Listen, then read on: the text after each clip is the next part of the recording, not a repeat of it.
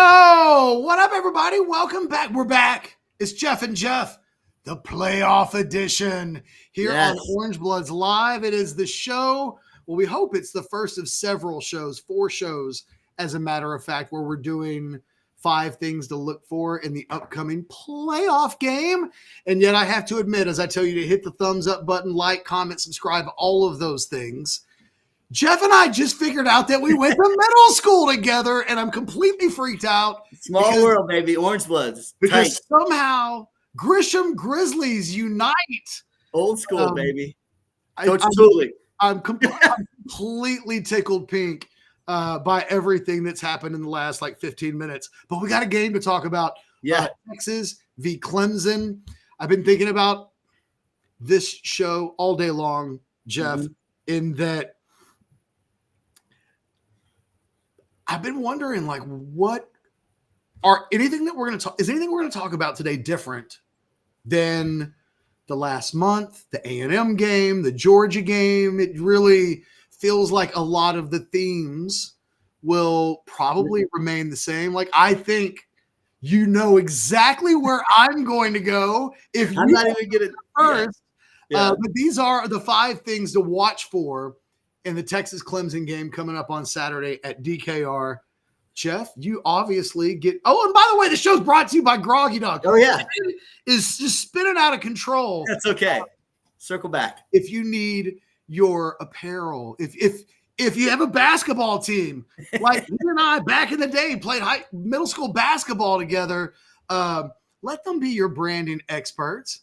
Whether it's business, whether it's schools, promotional, whatever, they do it. And they do a fantastic job. And they have the best customer service, I think, in the state of Texas. The fact that I get along with Jeff so well. I don't get along with a lot of people. And I feel like I can hang out with Jeff. And it speaks to, I think, what they do on a daily basis. I like that. That's a good testimony right there. If you can Whatever you can do business with Groggy Dog. Yeah, it's as simple as that. Go to the website, groggydog.com. They've got Orange Bloods gear. You can go to the Orange Blood store, check that out. But I love the Groggy Dog logo. We love our partnership with Groggy Dog. I love it even more now that I realize that we went to middle school together. Okay, so now that we've paid the bill and acknowledged the greatness of Groggy Dog, item number 1, your number 1 thing to look for on Saturday at DKR is what? Early down success. Oh, I think. You've thrown me for a loop. Well, I was thinking about it, right? I had a couple days, you were dealing with flu brain and I was dealing with, college football playoff anxiety. And that's kind of where I landed as I processed what is critical to the Longhorns getting the win on Saturday afternoon is you got to be, again, you guys know the stats better than I do, but if you look back at that SEC championship game, so many 3rd and longs. And I don't care if it's Quinn Ewers, Arch Manning, Patrick Mahomes, Archie Manning, whoever the hell it is, right? You're not going to be successful in offense and be threatening when you're in 3rd and long every single time. So the early down success, it just opens up the playbook so much more for Sark, for Quinn, for run game, for that screen game. So, let's see some early down success on 1st and 2nd down. And let's have some 3rd and 2s and 3rd and 3s and 3rd and 4s where Clemson has to realize that Sark has so many tools in his tool bag. And, then that's where we'll see Texas get some big plays and be productive on offense. So early down success, number 1. Jeff, first of all, volleyball clap. That's big. You get a volleyball clap because I wasn't expecting that. Okay. I think it's a great point. You know what's interesting? I think this has been a problem for Texas really all season long. And when they've been at their best, I think back to the Michigan game. Michigan put Texas in 3rd long. It felt like the entire game. Yeah. And Quinn Ewers, because that was the best of Quinn Ewers we saw all season. Yeah. It was 3rd and 15, no problem. Yeah. 3rd and 12, no problem. And I remember it was just one 3rd and long conversion after another. And I feel like all of us observers of the team kind of took for granted Texas's ability to convert third and medium and third and long. But they probably have just reversed to the mean a little bit. Yeah. You can only convert so many 3rd and 15s in one game or a string of games before it flips to the other side. And I think you're exactly right. I think it's a great point that if you want to know how Texas is doing at halftime or even at the end of the first quarter, how many 3rd and longs have they had? Because if they've had a bunch or they've had even a few, you're probably talking about drives that might not end up in points. And I think you can even throw out the fact it's irrelevant necessarily if they convert or not on those 3rd and longs, right? If they're continually putting themselves in 3rd and longs, then to me, right, that's a red flag as to how the game's going and what the result of the game is. And if Clemson were to convert a couple of 3rd and longs, you'd probably just say, yeah, Klubnik's a good player. It's good. That luck is going to run out. Yes. And the next time it's 3rd and 13, Colin Simmons may separate Cade Klubnik from the football. So I love it. I'm going to surprise you. You may give me a volleyball clap. Okay. And I thought you were going to take mine when the words started to come out of your mouth. I was like, give me a break, Jeff. Because you were like first downs, right? Yeah. I'm going first quarter. Okay. Clemson both of these teams over the course of the season have been among the best first quarter teams in America. Yeah. But Clemson seems to do most of their scoring in the first quarter or early in games. And then think back to that South Carolina game. Bang, bang, 14-0. And then that offense grinds to a halt. Mm-hmm. I think if you're Texas and you get out of the first quarter, anything, I can almost even live with Clemson's up a touchdown at the end of the first quarter. Yeah. Anything that doesn't include Clemson jumping out 14, 17, something where it's tough to come back from. Yeah. I don't want to see I don't want to see like crooked numbers in pairs. Yeah. And because I feel like if Texas can come out of the first quarter tied, well, then they're going to run away from Clemson. It feels like the only real way for me that I envision Clemson winning this game is if they put Texas in a chase position. Yeah. Then the pressure starts to get, you know what I mean? Like, oh, you're down 14-3 and it's the middle of the second quarter. And then it just feels like, oh God, we're one mistake away from like this thing getting away from us. And it's like, if they just keep Clemson at bay in the first quarter, I think Texas is going to win this game by double digits. And if they can eventually get Clemson in a position where they've got to do the chasing, then this thing's going to be pretty cut and dry, I think. Volleyball clap. Thank you. Clap. Yeah. Nothing but love today. Yeah. Put Clemson in a place where they got to chase. I tell you what we're going to do on the next show, because we'll have a game next week. Yeah. I'm going to get a little Grisham Grizzly logo for the show. And if I can find a picture of you and your brother, we are putting Brad, just so you know, blast. So you know, I've got a yearbook somewhere, and I may do everybody's yearbook photo back from this. What the hell? I can't remember what we called that yearbook, but I was on yearbook. Okay, number 3. I'm sorry, I'm all over the place today. No, this is good. Attack the middle of the field. Oh, okay. I'm telling you, man, this is playoff level, dude. I'm locked in. Like, you can't just come out and, can't mail it in when it's postseason. Now, do you want them going down the seam? Is it what's down the middle for you? Just let's find Gunnar Helm. Let's get Ryan Wingo. Let's get, Bond if he can go. It's too much stuff on the edges, too much, quick. Like, understand that you've got a very capable offensive line that was a Joe Moore Award finalist, right? You've got a quarterback that makes good reads 87% of the time, and you've got more weapons than Clemson can defend. So let's use the whole field. Let's attack the middle of the field and create some opportunities between the hashes. That was good. That might be another golf clap. Create some opportunities between the hashes. Okay.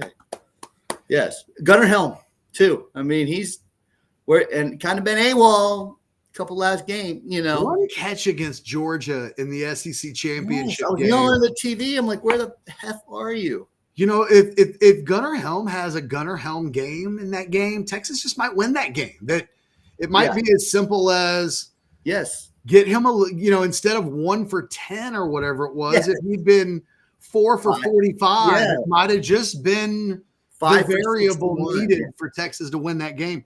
I'm going to go with the quarterback, of course. Number 4. Well, okay, hold on. Might be we'd have to go back and look. We've got to number 4, and you're just now saying quarterback. Well, and this one's good. I'm tying this one in with you. Okay. I'm tying this in with number 3. Of all the things that we've talked about with Quinn, it's a little bit of a different thing I want to see. I just want to see him rip it. Cut it loose.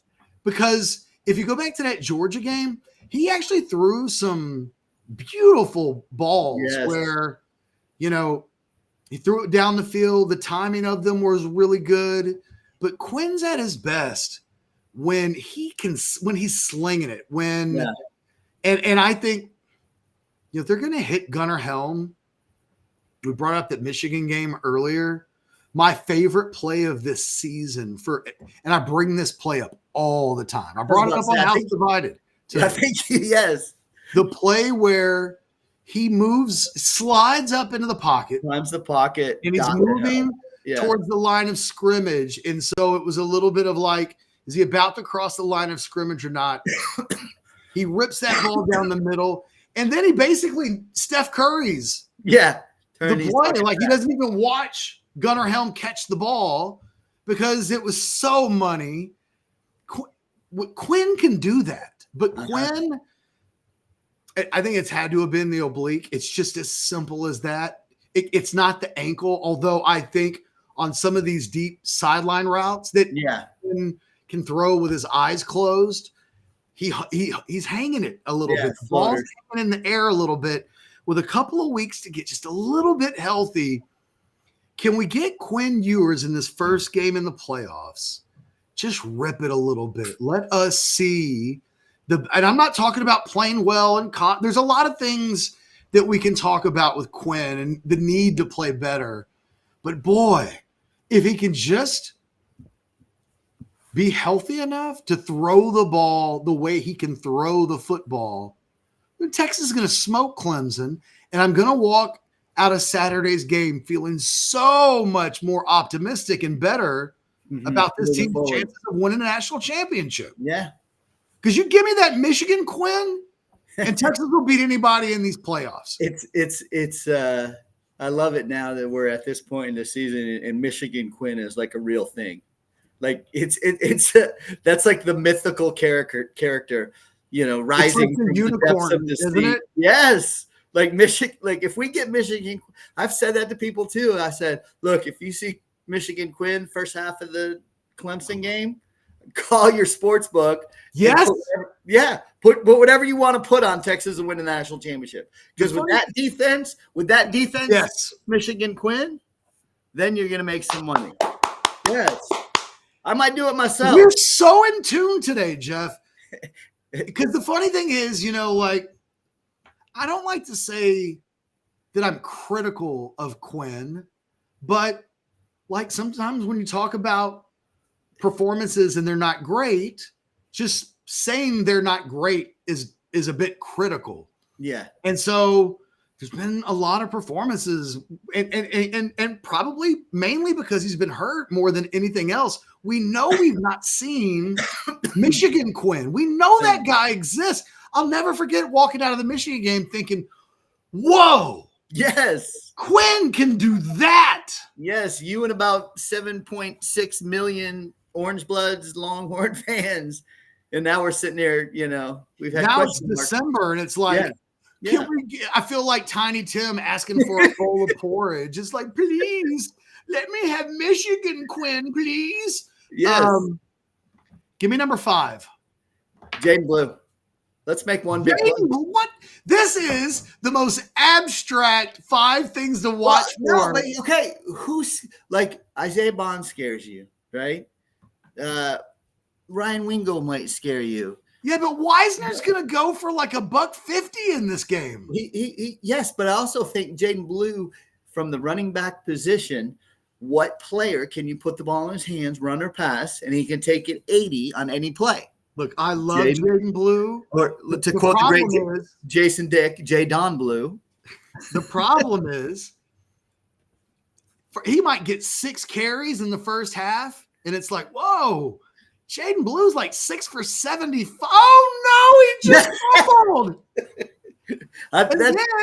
And then you know what Sark will do. Oh, you won't see. Yeah. He'll be in the portal. He'll be in the portal on Monday. Yeah.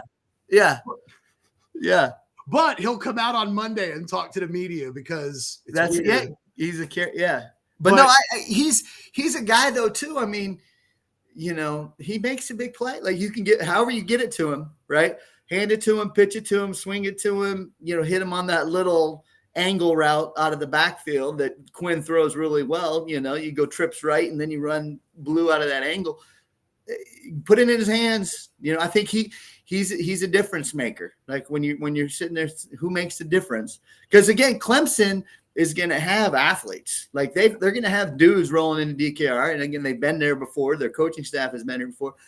But I don't know if their athletes can match up to Jaden Blue when he's locked in and when he gets a chance. Now, you know what's interesting about that is that Clemson in man-to-man coverage against receivers, they're really good. Mm-hmm. And Texas offensively against man-to-man coverage with its receivers, not that good this season. Yeah. So if we're looking at a Texas offense where the strength of the Clemson defense is with its outside players, its secondary, manning up against receivers, then it feels like tight end and the running backs out of the backfield are potentially the passing game's way home in making big plays. And there's no doubt that Blue is the more electric guy in space, that every time I see Texas throw a little swing route out to a running back and it's not Jaden Blue, I'm like, come on, Sark. I know he's fumbled, and to be fair, I know he's fumbled a lot, but that guy cannot be ignored. So you know what? Even though you caught me off guard with the Jaden Blue, maybe as much as anything else. But now that you talk it through, I've kind of backdoored my way into, you know what? Jaden Blue, most important player on the offense going into this game. There you go. I landed the plane. To use a Jeff Ketchum, I landed the plane. Because if I tell you that Jaden Blue catches 5 or 6 balls on Saturday. I think Texas wins by 30. Doesn't that give you the warm, fuzzy feelings right there? You're like, whoa. They're going to throw the ball to Jaden Blue and like get that going back in the offense. So, man, this game's almost about as much about, for me, the next game and the game after that. Yeah. So, God, if Jaden Blue could come out of this game with confidence, healthy too. Healthy. Yeah. And Sark can be reminded like, oh, yeah. He's a weapon. When we get that guy the ball 10 times a game, and half of them are in the passing game, we're better on offense. Mm-hmm. So I tell you what, volleyball clap for all 3 today. All 3. Nice.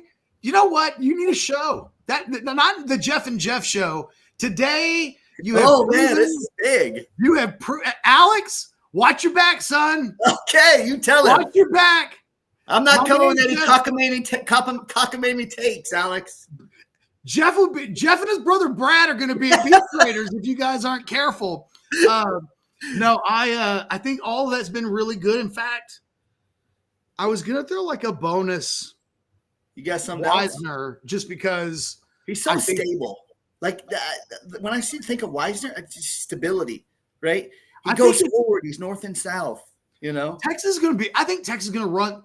Everybody's run the ball on Clemson this year. Yes. I'll be shocked if Texas doesn't run between 150 and 200 yards. So it's not like one of the 5 things to look for because we kind of expect it. Yeah, a little bit. So we don't want to state the obvious here on Orange Bloods, right? If you want that, not today we don't. Not today we don't. Not Grisham's finest. I feel like I'm just going to start shouting out late 80s Grisham Grizzlies and just we'll see who's watching. Hey, I didn't have Casey Carter on the bingo card today, but when she brought him and Martin De Leon up, shout out to those two if they're listening. I bet they're still in the area. Casey was a Baylor to play baseball, right? Yeah. Yeah. He ended up playing quarterback at Westwood, but he was a better baseball player, and his head was better for baseball. Shout out to Russell Gascamp. Yeah. Rick Tooley, David Thomas. I need to send Russell a message on Facebook and go, FYI, shout out today, random Grisham Grizzly references on Jeff and Jeff. All right, guys, we're going to wrap this thing up. Yep. Comment away in the chat, like, comment, subscribe, but more than anything, hey, just take this mental note. Groggy Dog. Please. When the time comes, this is the thing that Jeff and I stress all the time. Yep. Maybe you don't need anything until baseball season and it's time, back in the day, town and country baseball. Oh, God.